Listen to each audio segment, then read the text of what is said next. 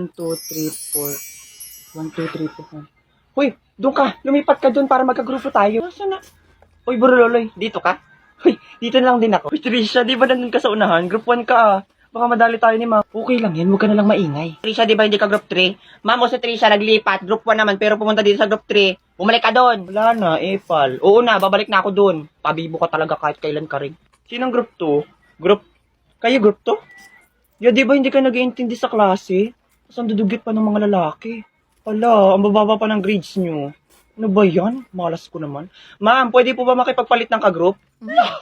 Hoy, Jingle, huwag kang piling matalino dyan. Bakit, Monica? Totoo naman, di ba? Mas mataas ang grades ko sa inyo kasi mga bobo kayo. Tapos tingnan mo nga yung mga kagrupo natin sa lalaki sa likod. Ang dudugyot. Hoy, Jingle, shut down your mouth or I will bullwhack it right now, ha? You giggle me. Saka kung makadugyot ka naman sa mga kaklase nating nasa likod, samantalang hindi ka nga araw-araw naliligo. Tingnan mo nga yung buhok mo. Mukha kang sabukot. Hoy, Torjang, natadyakan ka na ba sa puson? Wala kang paki kung gusto kong magpalipat. Saka hindi ka naman namin kagrupo. Doon ka nga sa kagrupo mo, pakilamira ka. Ma'am, magpapano ba class? Napakaingay ah.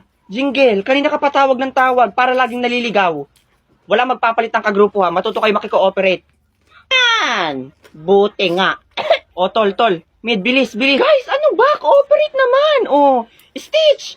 Ma'am, si Stitch po, nag-DM lang sa likod. Renzo, bilisan mo magsulat. Saksakin kaya kita dyan ng bullpen. Utos ka ng utos dyan. Guys, dahil wala akong ambag, ako na lang yung tagahawak ng Manila paper. Ganon talaga kapag walang utak. Pator dyan, ikaw na gumawa sa last part, mag-research ka. Bro Loloy, kaya mo na yan. Madali lang naman yan eh. Ganon, madali lang? Oo nga, no? Pero para mas madaling tanggalin yung pangalan mo sa groupings, i-research mo to o wala kang grades?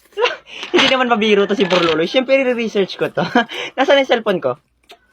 Pero dyan, ang ganda talaga ng camera ng cellphone mo. Akin yung cellphone ko, Karing. Kanina ka pa dyan selfie ng selfie, mukha ka namang galunggong. Ito na.